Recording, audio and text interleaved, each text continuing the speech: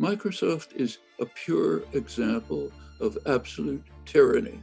The decisions are made at the top, they're handed down to the next level. At the very bottom, you have the right to rent yourself to them. As soon as you start deregulating, it moves towards monopolization. That's the result of handing things over to the market. That's the result of politicians being for sale. But to sit here and say everything is the private's fault and everything good that ever happened was because of the public and the government, that's extremely naive to say that. Classical liberals would have despised subordinating yourself to a master in most of your waking life. That's the form of state capitalism that we have. And I think we should move towards a system in which the classical liberal ideals are realized. That's what your interpretation is. So you continue to take the extremely naive I point think of view. Use your word of talking about the individual. That they use what the public created. Is it impossible for you to break out of this looking naively and refusing to look at the institutions in which they function? So everybody in the world has heard of MIT, right? I mean, think about when somebody goes to MIT, say, oh my gosh, he graduated from MIT. But think about it, if somebody taught at MIT for 60 years, that's what my guest did today, Mr. Noam Chomsky, who also has written over 150 books. He's a famed American linguist. Some call him the father of modern linguists. He's a philosopher, cognitive scientist, historian, social critic, a political activist. And with that being said, Professor Noam, thank you so much for being a guest on Valuetainment. Glad to be with you. So I got a lot of different notes, and I'm trying to see what angle to take with you, but I'll get right into it. If you don't mind taking a moment, and for the few viewers that maybe don't know you, there's a lot of interesting ways people describe you. You're described as the, aligning with anarcho-syndicalism and libertarian socialism. Can you just give us an idea about what some of your beliefs philosophically, politically, and economically are? There was classical liberalism came to grief because it was undermined by the rise of capitalism. But the basic ideas of classical liberalism, namely that people should be not subjected to the domination of masters, should be free to determine their own fate, should be work together in association to make a better world. All of this remained, but outside the framework of mainstream ideology. And libertarian socialism is the standard term in Europe for what is here sometimes called anarchism, which try to realize the ideas of the Enlightenment and classical liberalism. Basically, the idea that authority and domination are not self-justifying. They have to justify themselves. And if they can't, which is usually the case, they should be dismantled in terms of more free and participatory societies. So the great 19th century theorist of classical liberalism, John Stuart Mill, held that in industry and the economy generally, the natural form to which a civilized society should develop is self-management by associations of workers in production, by people in community, and so on, without any arbitrary hegemonic authority. Got it. So, almost all of us who create our own set of beliefs, whether it's spiritual, political, philosophical, economical, there's somebody that influenced us, whether it's, hey, I read von Mises, oh my gosh, great stuff, I'm a capitalist. I read Ayn Rand, I totally get why I'm more like a libertarian. Or I read Karl Marx, the guy's got some good arguments when you think about what's being done. Who were some of the folks that influenced you the most? Actually, the people who influenced me the most are people whose names will never be known, people on the front lines of the struggles for justice and for freedom. Take, say, the American Civil Rights Movement. If you ask about the Civil Rights Movement, the name that comes to mind is Martin Luther King, who was a great figure. Highly respect him. But he would have been the first to tell you that he was riding on a groundswell that was prepared by others, by young SNCC workers, whose names you don't know, who were riding freedom buses in Alabama to try to encourage Black farmers to dare to go to vote in the face of lynch mobs and brutal sheriffs and so on. Many of them suffered, some were killed.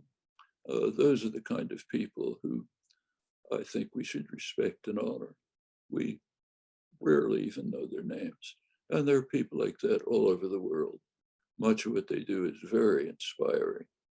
I can't find any higher inspiration than that.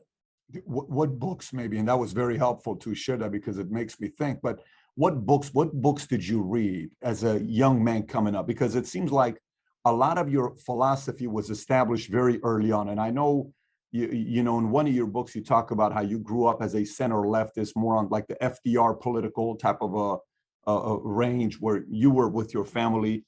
But what books were they when you read and you said, this just makes a lot of sense? Why aren't people understanding this? Were there any books that impacted you? So many that I can't list them, but ranging across the spectrum. So ranging from when I was a young teenager, from Bertrand Russell's History of Philosophy to pamphlets by uneducated workers, peasants without formal education in Spain during the anarchist revolution, who recorded what they were doing to collectivize their own villages and take control of their lives. Things that I was picking up in anarchist bookstores in 4th Avenue, New York, where I used to go as a young teenager. So a whole range of things. Got it. Who were you in high school? If you and I were 16 years old in high school together, I'm sitting next to you, I go to school with you for 2 years, who would have people said who Noam was at 16, 17 years old? In high school? In high school, who were you in high school? In high school, I was sort of a loner, had a couple of friends. Some of them remained friends till the end of their lives, just a couple of years ago, but not many. Mostly I kept to myself, and I was involved in lots of intensive political activities in a different area. Most of my own engagements, direct engagements at the time, had to do with what was then the Zionist movement. Now it would be called anti-Zionist. And this is before the State of Israel was formed. We're talking about the early 40s. And I was involved with groups that were working towards developing a binational Arab-Jewish cooperative community based on working class cooperation between Palestinian and Jewish workers. That ideal, bits and pieces of it were realized, but most of it changed radically in 1948. But that was the main activities I was in then, and in many ways still am. That's lasted through my life. And if you ask about influences, a lot of the people who influenced me were people writing at that time in Hebrew. People like great essayist Ahad Ha'am, who was committed to a form of what he called cultural Zionism, a Zionist recreation of a cultural center in Palestine, which would reinvigorate Jewish culture for the entire diaspora, and who wrote eloquently, in fact, that the incoming settlers we'll have to pay attention to the fact, I can't ignore the fact that this country is settled by Palestinians. We're going to live with them. We're going to deal with them on an equal basis. We have to be integrated with them into the world that we're creating. That's the turn of the century, 1900. So you've been a true believer for a very, very long time, a true believer, very long time in your philosophy. Can you remember when it was when your philosophies were core to the point where nobody could change your mind on certain set of philosophies that you had? I've never reached that point, but we should always be open-minded, willing to listen to new ideas and arguments. Great. But my own, I wouldn't even call it a philosophy, my own general points of view about the nature of life were formed as early as I can remember. I grew up in the Depression, so there was really deep poverty. My own family elsewhere, and those scenes stay with me. Miserable people coming to the door trying to sell rags, something like that. These are indelible memories, and I've now seen it all over the world. That's the kind of place I gravitate to, whether it's in southern Colombia or eastern Turkey or refugee camps in Lebanon or many other places where I've gone. Or right here in the United States. You don't have to go very far to see it. Most of the world has only seen that in movies. You watch the movies, and the only way you can get a depiction of what happened in the Great Depression is let me go watch a movie and then maybe I'll get an idea of it. I mean, I was born and raised in Iran, and I lived there for 10 years, and the war happened between Iran and Iraq. I remember it clearly. And then going to Germany, living at a refugee camp for a couple of years and seeing what that was like, a small little camp we had, and then finally coming to the States. So living in Iran, I grew up watching folks going across the street, protesting, flagellating their backs with a streak of blood on the ground, screaming out death upon America. I witnessed that as a kid for 10 years. Obviously not from the day I was born, say from 4 years old, 5 years old, earliest memories, you would see that. And as a kid, that kind of leaves a mark, kind of like what you saw on the Great Depression side. But there was also another community that loved America and wanted to come to America for the freedoms it offered. Everybody, I think, has a different definition of what America means to them. What does America mean to you? It means many different things, ranging from some of the worst crimes in human history, like the most vicious system of slavery that was ever created, which still, its legacy is very much with it, including the virtual extermination of the indigenous population at one extreme, at the other extreme, breaking new barriers in popular democracy, developing the concept of we the people, which was a revolutionary concept in the 18th century, moving on to protecting freedom of speech to a degree that's unknown elsewhere. So a mixture of extreme horrors and exciting achievements. Which achievements to you would you say are some of the best achievements America's had as a nation? The pioneering from the 18th century of mass public democracy. It's been a struggle all the way. The founding fathers were strongly opposed to it. The Constitution is an aristocratic doctrine which seeks to marginalize the general public. But then come constant struggles, constant all through the years, that try to provide some real meaning to the concept we the people. When I talked about snake workers in Alabama, that's one kind of contribution. When you talk about young people from the Sunrise Movement occupying congressional offices today to try to get Congress to move towards taking steps that will save the human species from self-destruction. That's another kind of step. So you see these things all the way through history. If you like, it's a kind of sharp class war being fought constantly. And you have both sides. It's not contradictions, they're opposing forces. And that's the course of history. So you can see horrors. Iran is a case in point. You can take a look at the memoirs of General Robert Heuser, who was dispatched by President Carter to carry out a military coup in Iran in 1979. You can see the blurb by Zbigniew Brzezinski, Carter's national security advisor, who says, yes, this vindicates him if a military coup had been carried out, maybe killing who knows how many people, we could have maintained the rule of the Shah, who the US imposed in 1953, overthrowing Iran's parliamentary democracy.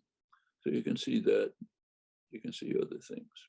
Yeah, I mean, that was, so you were not supportive of what Carter did to not help the Shah at a time where they kept saying it's going to be all right, it's going to be all right, it's going to be all right. And then obviously there was a fall of the Shah. You supported the Shah, meaning you would have liked it to stay the way it was?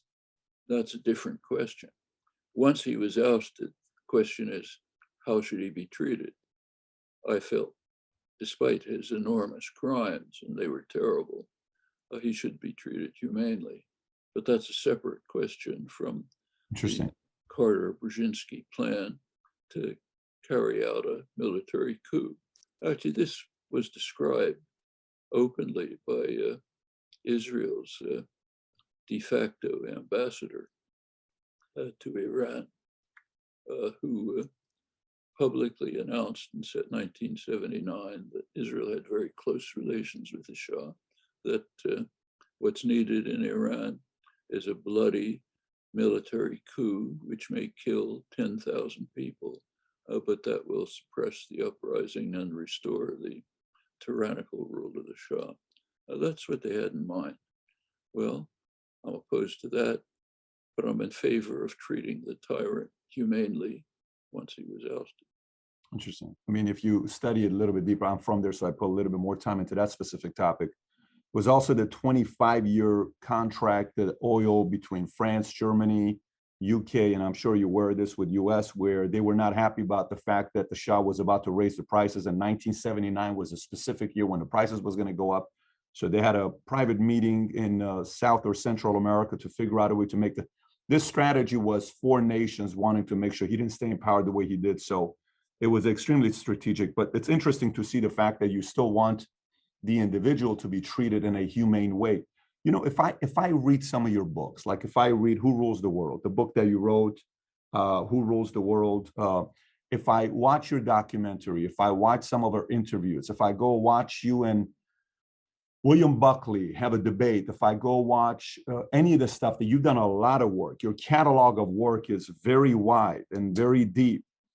I don't get the most positive feeling about America. Almost, if I had someone who was not an individual who had spent a lot of time wanting to study the history of America, say I have 50 students here and I have 50 students here, neither one of them have ever studied the history of America. If I gave them your material to read and study for a year, I'm willing to bet most of them after you would probably hate America. You know, a lot of the things that I read, it doesn't come across as there is that love of what a great country America is for you. And you make a lot of good arguments in your books. I'm watching to see what your points are on this. Okay, this makes sense. I see where he's going with this. Do you still, maybe it's not even still, do you think America has or is ever been the greatest country in the world? There's no such concept as the greatest country in the world, just as there's no greatest human being in the world. Countries have many complex characteristics, some of them very outstanding, wonderful, others hideous. So take some other country. Let's take Germany, some of the greatest thinkers, scientists, artists in the world, the depths of human history as well. What's more, it flips quickly from one to the other. You just can't make comments like that. I mean, is Germany, in the 1920s, Germany was regarded as the peak of European civilization, and the sciences, philosophy, the arts was regarded as a model of democracy. In the 1930s, 10 years later, was regarded as the depths of human history. 10 years later, beginning of a return to what it once was. So what's Germany? What's England? England has an absolutely hideous record of atrocities and destruction for centuries. Iran, in fact, is a case in point. I know a lot about it, but Iran could have moved in the early 20th century towards democracy and freedom. The British crushed it when Iran tried to take control of its own energy resources in the early 50s. Britain tried to crush it by force. When they were unable to, they asked the big guy across the Atlantic to come in and smash it for them. Okay, that's one side of Britain, not the worst by any means.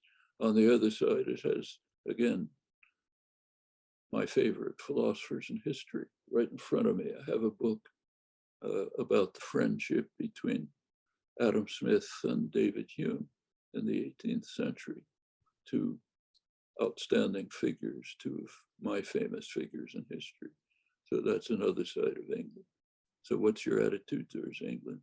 You can't answer, just too many things. Same with every other place you can think of. So I don't see any, except for people at patriotic rallies, I don't think you should ask questions like, at least I wouldn't, what's the greatest country? So would you be able to say, 60 years you've given to MIT, most of your life you've lived in America, you've been all over the world. Would you be able to say, I love my country, America? I don't love countries. Love is a relationship between people. When you love countries, there's something wrong. Should you have loved Germany when it was carrying out the Holocaust? Should you have loved Germany when it was at the peak of human civilization? You care for people and the societies in which they live. I care for many societies, including this one, but you don't love countries. At least I don't think you should. I think there's an emotional connection sometimes with certain set of values that one nation offers to you where the other one where you grew up and didn't. It's almost like I wasn't born here. I'm not a US citizen. I can never run to be the president here, or maybe I can do governor or something like that, but this is not really where I was born. But this country welcomed me with open arms and gave me an incredible life. And to compare it to where I was raised at, I mean, the worst day in America is still 10 times better than the best day in Iran. So that's what I mean, where maybe for you, you had some kind of a love for the country that, gave you the opportunity to become. The country didn't give you the opportunity. Certain people within the country gave you the opportunity while preventing others, victims of our own crimes, from having that opportunity. They gave you the opportunity because you were a refugee from a country that was an official enemy, okay? That's what they did. Take me. My parents fled from Eastern Europe, horrible conditions, and did manage to get to the United States. And they managed to create a good life for themselves, an even better one for me, okay? On the other hand, a couple of years after they fled from Europe, they happened to make it just before the First World War. A few years later, in 1924, the United States passed a law, immigration law of 1924, which was aimed particularly at Jews and Italians. I'm Jewish. The idea was to keep Jews and Italians away from the country because they were not up to, we don't want that kind of rabble around. Well, that helped put most of my extended family into gas chambers. Okay, they couldn't come here because they were barred in the 1930s. Jewish refugees continued to be barred. Virtually a few were let in the late 40s when they were still in concentration camps, but then desperately trying to get out. The United States wouldn't have them. Central Americans who were victims of massive US atrocities were being kept out right at this moment. They're being driven away from the border when they flee from horrors that we created from the 80s. Okay, so it's a very mixed story. Sure, I'm glad to have been able to come to the richest country in the world with advantages that don't exist anywhere else, thanks to the extermination and expulsion of the native population. So yes, for me, that's very good. Does that mean I love the country? No, I admire some things within it. I think we should despise other things within it. And the same is true of every other country. Would you call yourself a pessimist or a optimist? Well, when asked that, I always appeal to the slogan that Antonio Gramsci made famous. We should have pessimism of the intellect and optimism of the will. There's a lot of things that are wrong. That's what we should concentrate on, trying to make them better.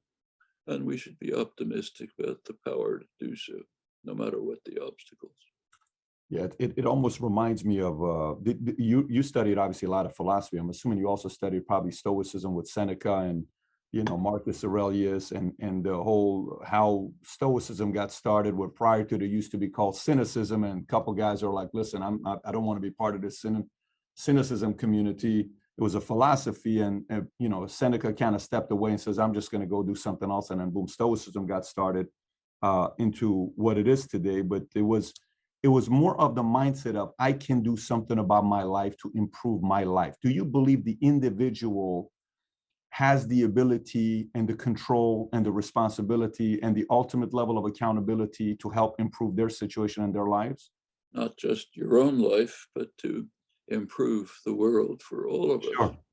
And those are right now the most urgent questions that have ever faced the human species.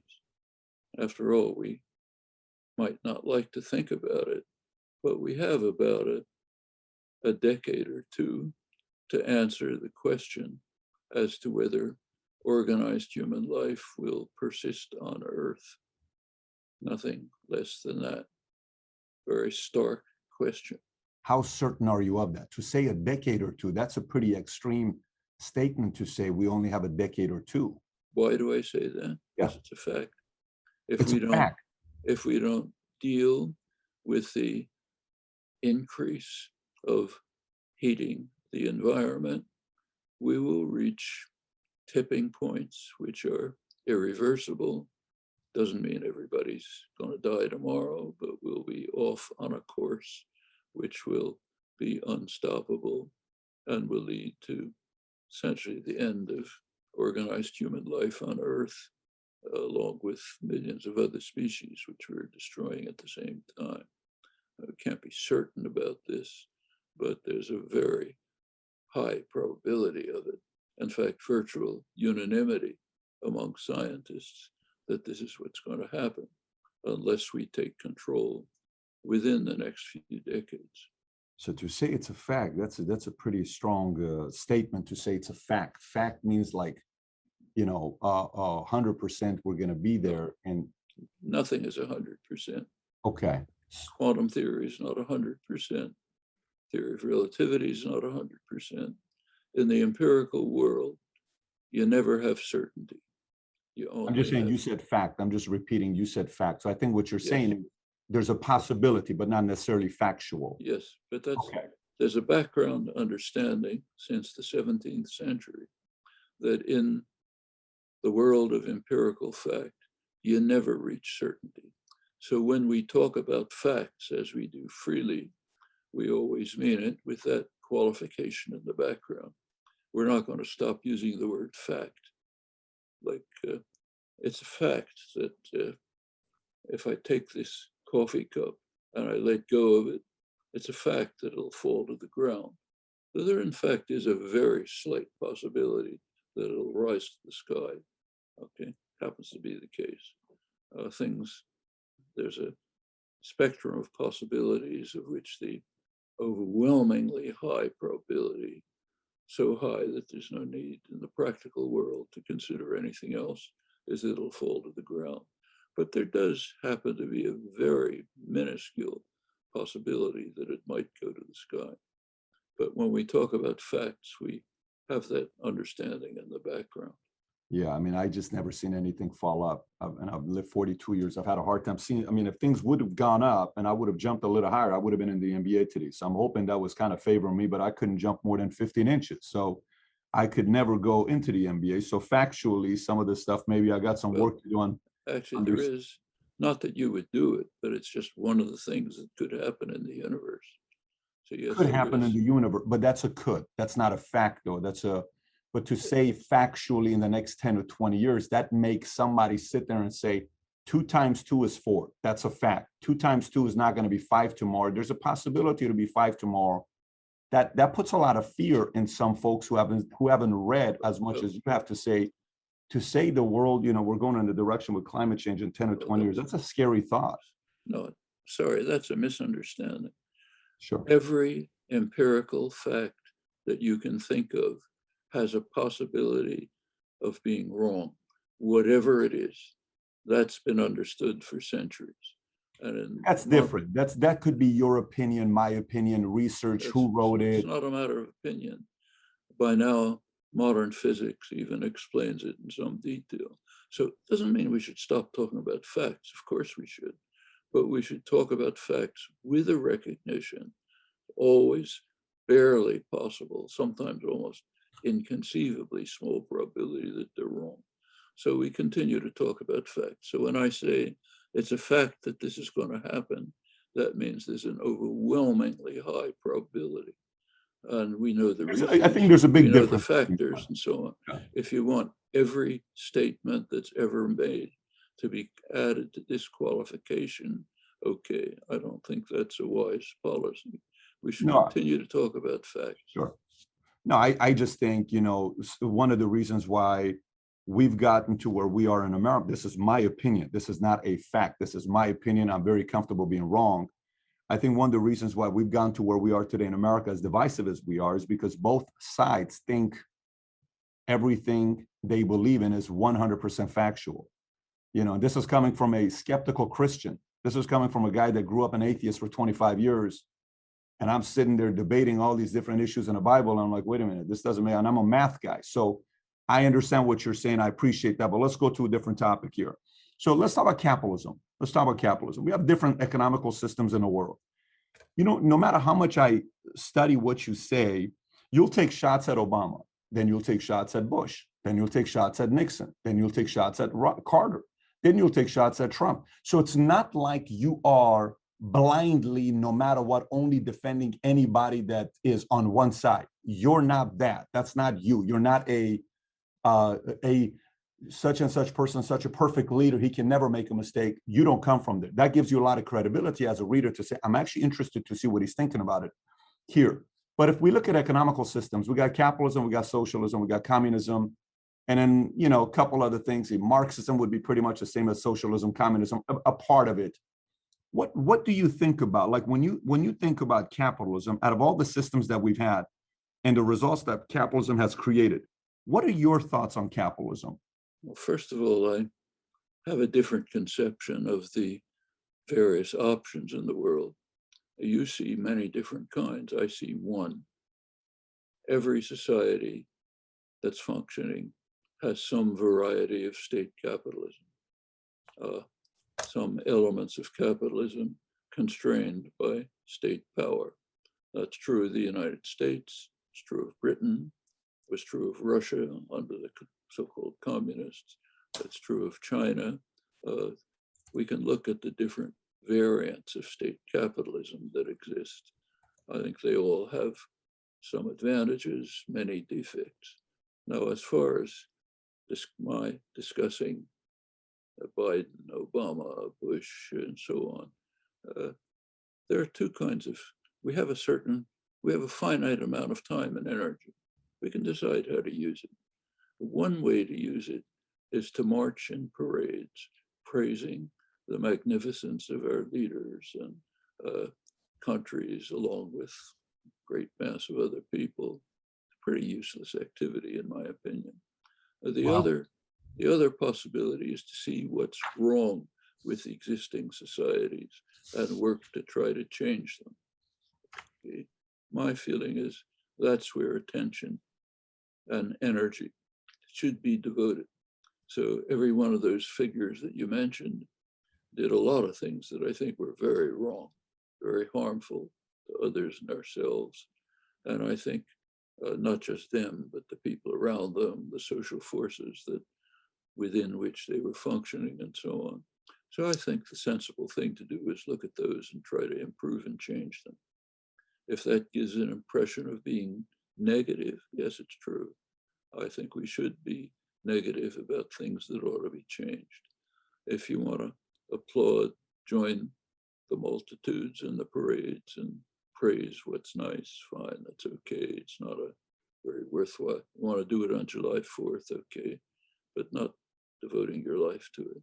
So we should emphasize on the wrong work that you do. You're saying, so as a reader, you've written 150 books. So rather than looking at ideas you have in your book that make sense, I, as the reader, should look at the things that's wrong about you, not the things you write that's right about you. So that's kind of what Correct. You're suggesting. If you have some special interest in me, say you're my mother, then you should be interested in the things that I do that I shouldn't be doing. Okay. If you care about me, but if not, I got to constantly be looking. So if you care about the U.S., if you care about U.S. society, if you don't care about U.S. society, just go march in a parade. If you do care about U.S. society, you'll take a look at what you think ought to be changed and improved.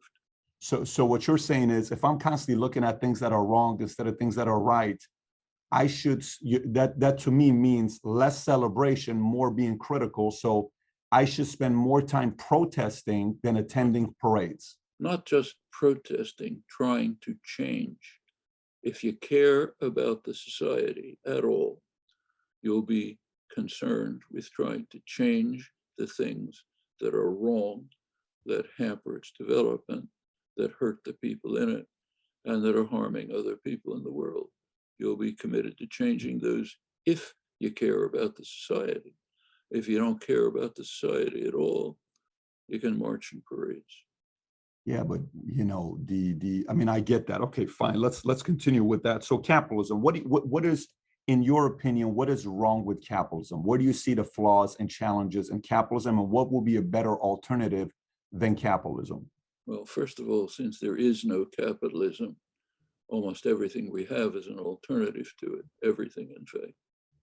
If there were capitalism, it would probably self-destruct within no time. That's why the business world, pretty much in charge, has always invariably called upon state power to protect them from the ravages of the market and to subsidize them and to carry them through to the next stage, to develop the next stage of the economy, and so on. Why? Let's be quite concrete. We're now using computers, the internet, satellites, microelectronics, so on. Where'd all that come from? Mostly from public investment. You got a vaccination. Mostly from public investment? You mean the government? So most of the innovation we've had in America came from the government, not from the people? Yeah. That's what you're saying? Of course. I mean, I was at MIT in the 50s and the 60s when most of this was being developed. It was being developed on public funds. So that could be an opinion. That could not be necessarily a fact. But that's another thing that could be an opinion, because you and I are on a computer right now invented by this guy named Steve Wozniak. Well, take a look at computers. They were developed for the risky, creative, hard work was done for decades, either in research universities, Yeah, but government establishments. they almost used the entire city's electricity. They had to have massive towers to have a computer because in Yes, order to allow the entrepreneur to lots be of innovative. electricity, which is coming from public funding, overwhelmingly. So yes, if you look back at it at all, most of it just the creative, hard, general work is just done through public engagement. Now you take a look at computers again. In 1977, after Yeah. about 30 years of development of computers, mostly in the public sector, Steve Jobs was able to make a personal computer that you could sell in the market, Apple computer, the one I'm using. And then the marketing, the development, and so on was mostly transferred to the private sector. Now, it's more complex than this. So IBM, for example, after learning how to switch from punch cards to modern computers, they learned that mostly in labs like the one I was working in at MIT, but they did advance to that point. Then they were able to develop their own computer in the early 60s, stretch computer, fastest one around. And nobody could buy it. It was way too expensive. So it went to the public sector. It was bought by Los Alamos. And then it was able to develop further. And so it continued. Same with the internet, which was being developed right where it was, in fact, in the late 50s, early 60s. Public funding. After about 30 years, 1995 or so, it was essentially handed over to private power, largely privatized. That's the way a lot of the economy develops. Goes way back to the early 19th century. 19th century, the main development in the country was railroads. That was the huge economic development. They were much too complicated and extensive for private capital to deal with them. So it was handed over to the Army Corps of Engineers. The mass production, it's called the American way of manufacturing, which astonished the world, late 19th century. Quality control, replaceable parts, Taylorism in industry, all of this, which made things much more efficient. It was mostly developed in government armories and handed over, picked up and used by private capital. Now, I'm drawing the lines too sharply. You look at the whole thing, complicated story, there's all kinds of interaction. But this is a large part of economic history all the way through. That's why we always have state capitalism, along with protection of the masters from market ravages. They don't want to face them. The reason we have huge financial institutions is because the government insures them and allows I don't them. disagree with that. That's the part with crony capitalism. I'm not with that. When the big banks got bailed out and they got the checks in 08 by Barack Obama or Bush or folks back in the day when Reagan bailed out, I'm not the one that's sitting here saying, let's bail some of these companies out. Because in my opinion, Professor, I don't think monopoly exists without the help of the government. Well, I don't think a monopoly exists. Quite the opposite. As soon as you start deregulating, it moves towards monopolization. We've seen it. That's the result. That's the result of handing things over to the market. That's the result of politicians being for sale because their campaigns, they need money to raise campaigns, so I can go buy them because they're for sale and they help me create a monopoly because I got a couple people in my pocket. That's been going on for a while. There's a reason why a lot of these bigger companies start off in different cities as headquarters. As they get bigger, they put an office right in DC because I got to go control some of the regulation and laws to not allow the other smaller guy to compete with me long term. You're looking at footnotes. The main thing is that when you begin to deregulate and hand things over to the market, there's a tendency, strong tendency, to move towards monopolization. As the bigger fish eat the littler fish, have more power, can underprice. We're not off page here because I've been on calls before where the FTC, we were doing business with this one company. All of a sudden I get a call from FTC. They want to have a call with us. Great. So we want your entire team to be on the call. Okay. What's this call about?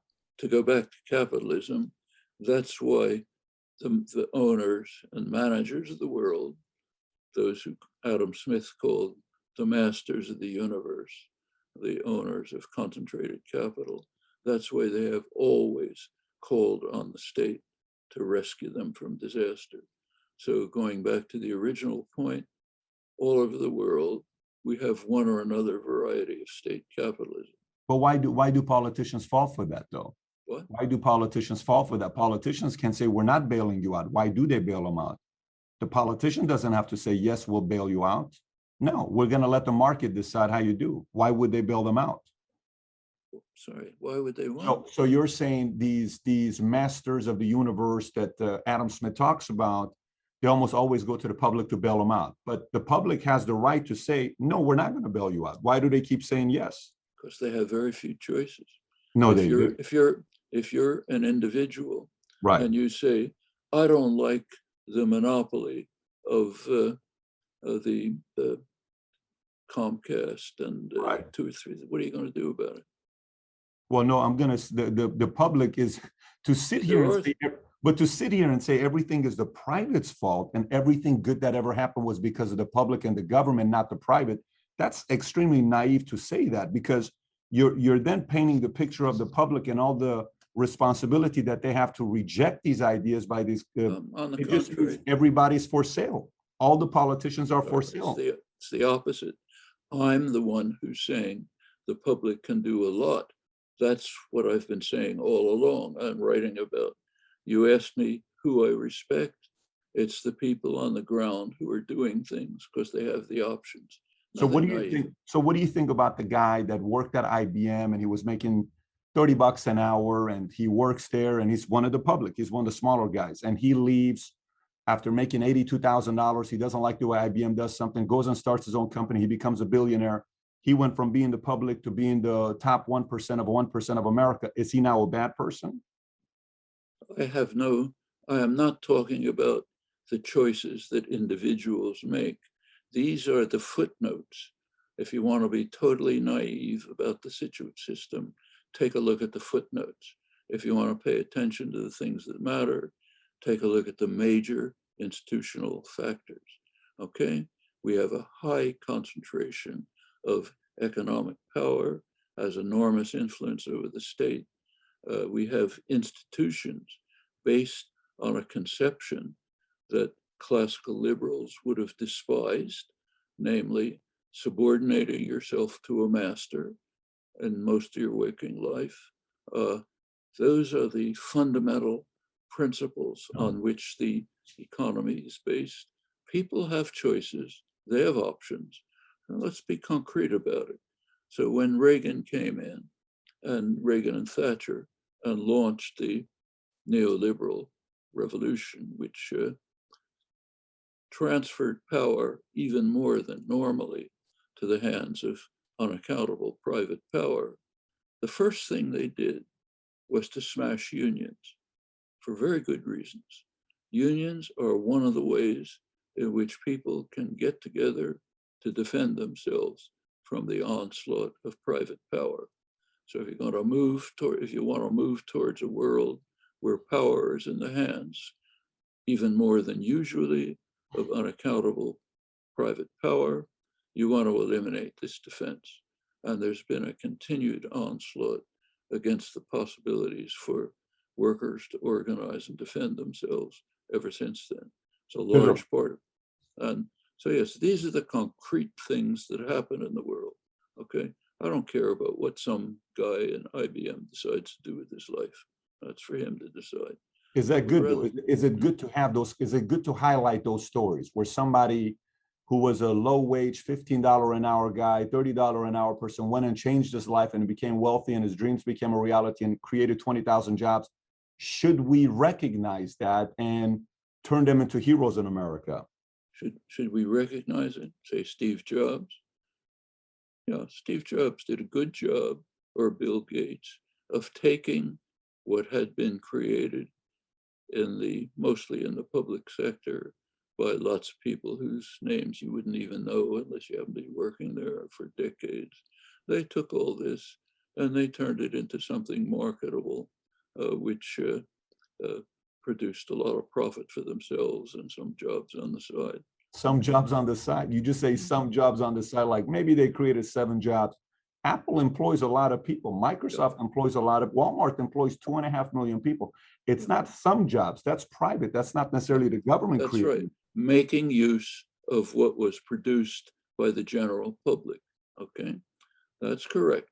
There are within the state capitalist So what do system. we do? So if that's the case, what do we do? So I guess my question for you would be, and the only reason I'm interrupting you, because you told me we started off with technical difficulties. I thought we had more time, but you gave me a limited time. So I want to maximize the time that we have together.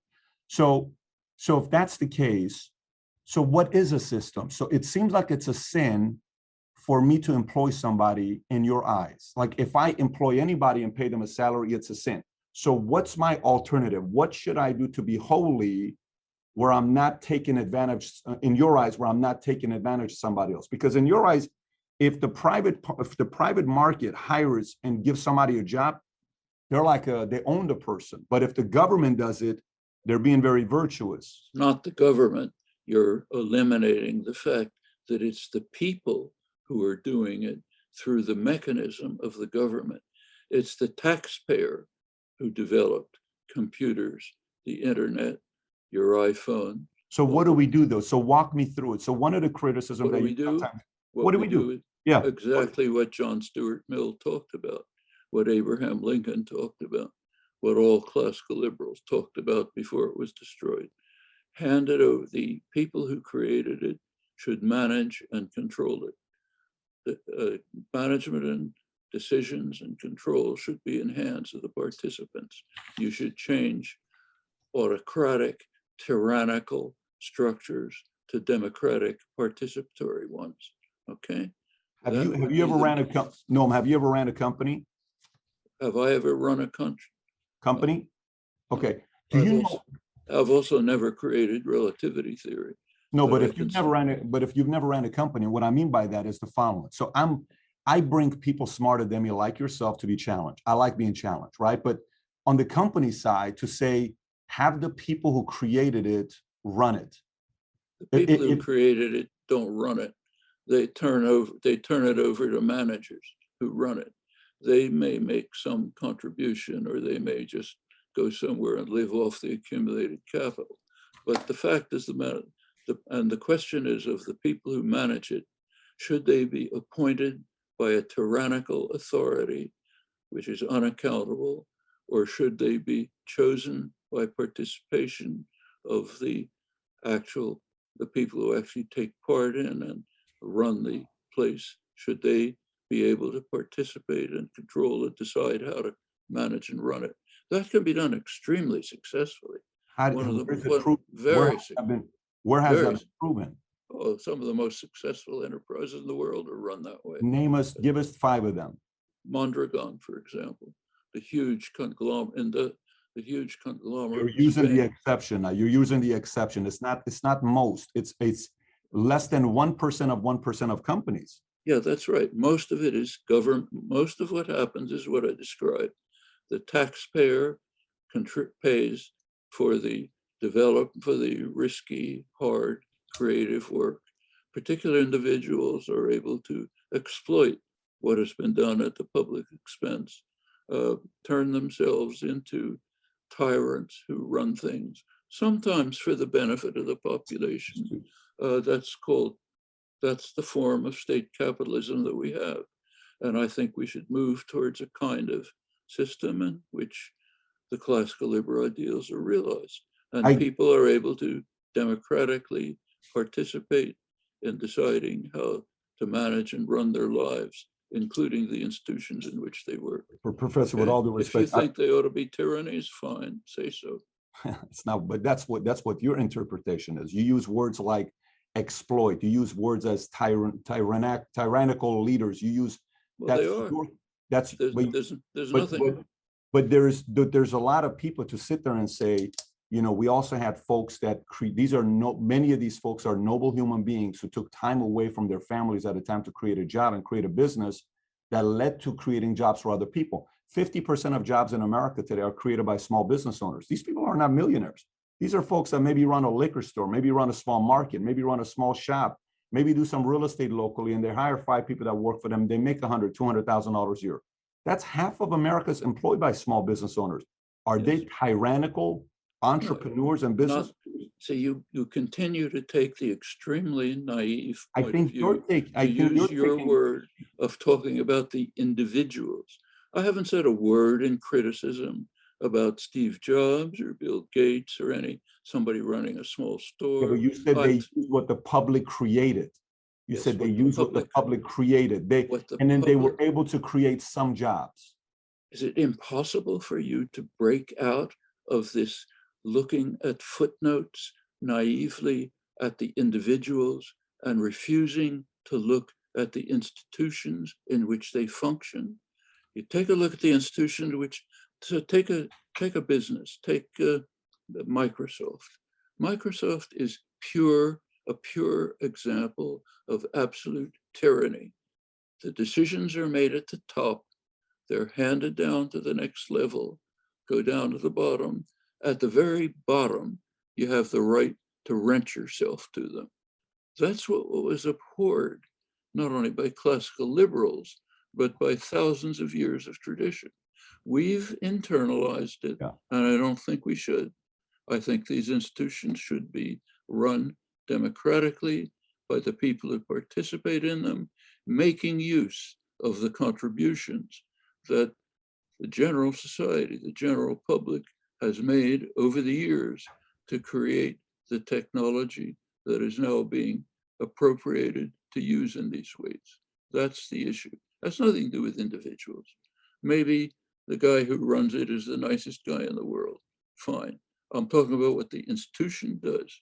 So let's take JP Morgan Chase, the world's biggest bank. Maybe the guy who runs it, is the absolute nicest guy in the world. He is institutionally constrained to spend the money of JP Morgan Chase to destroy the prospects for human life on Earth. If he doesn't do it, he'll be replaced by somebody else who will do it. That's the nature of the state capitalist system. And if we're serious about the world, that's what we ought to be looking at, not whether this or that guy is a nice person. Noam, last question for you before we wrap up. This is for us to wrap up the interview. A lot of people have asked, I asked the question on Twitter and Facebook about Noam, and you have thousands of fans who showed up and, oh my gosh, he's challenged the way of thinking on this, challenged the way of thinking of this. But there were a few that would like to see a debate between you and Thomas Sowell. Would you be open to a debate between you and Thomas Sowell? If there's any point to it. I've read some of his work. It doesn't look very interesting to me. But if I could find time, and if he could find time, we could set it up. What if I coordinated and if you do it, I'll buy 1,000 copies of whatever book you want me to buy, and we'll give it away to the viewers. I think the viewers want to see the two of you guys have a discourse. I think the audience and the people who you care about the most would win at the end of the day. If you think so, I could put it on the schedule, but you know what the schedule looks like. Wonderful. If you're open to it, I think that'd be great, because I think this will be a way to even make a stronger argument on what your beliefs are. The audience will win. Your folks who believe in your philosophies will win if you address it with him, not with me, but somebody like Thomas Sowell, who is a thinker like you as well. It'd be wonderful to see the clash of the two ideas. Well, I've done that a number of times, and I don't find it very useful, but I could. I'm sure he feels the same way. We could try to put it in our schedule. If you're open to it, I could get with his team and coordinate it. This will be wonderful that you made the commitment. I'll be able to make that happen. Good, but don't remember, it won't be till September at least. You know my schedule. I know he's also extremely busy, but I will have the team get together and we'll do our best to figure out a time that works for everybody. You know how long it took to schedule this? I don't know. You don't? Well, your manager does. Okay. Yeah, you can ask him. Probably took years, because these are very hard to fit things in. So lots of things to do. I don't happen to find out of much interest. But I think the world would love the two of you on not the the big world, stage a together. tiny fraction of the world. I think the world would love, we would learn, we would get smarter if you guys would do it. The world, the people would win. But again, Professor, thank you so much for your time. Appreciate you. Wish you nothing but the very best. Thank you. So number one, if you do want to see the debate between Mr. Thomas Sowell and Professor Noam Chomsky, go on Twitter. My handle, Patrick Bet-David. You got their handles here as well. Share it on Twitter. Get it out there and see if people want to see that debate take place. I think the world would benefit. We're talking about 90 plus years of life experience to discuss their own set of philosophies on economy, America, whatever else may be. I'm sure you want to see it as bad as I want to see it. But what was your biggest takeaway from sitting down, listen to my debate with my conversation with a man who worked at MIT and taught for 60 plus years and has written 150 plus books? And whether you agree with him or not, there's a lot of things that he makes you think. And I'm so glad I did this interview. I was just thinking about right now, what are the videos to send you to that's opposing idea economically. I don't know why. I only tend to interview socialists or folks on the left on the economist side, but I did an interview with Laffer a couple of years ago, but that's 5 years ago. So I would only drive you to 2 interviews. If you enjoyed the interview today, I think you're going to enjoy my sit down with Professor Richard Wolff. Forbes calls him the #1 socialist voice in America. If you've not seen this video, it's phenomenal.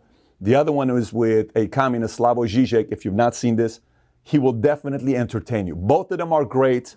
Again, if you're crazy like me and you enjoy topics like this, go check those 2 interviews out. Take care, everybody. Bye-bye.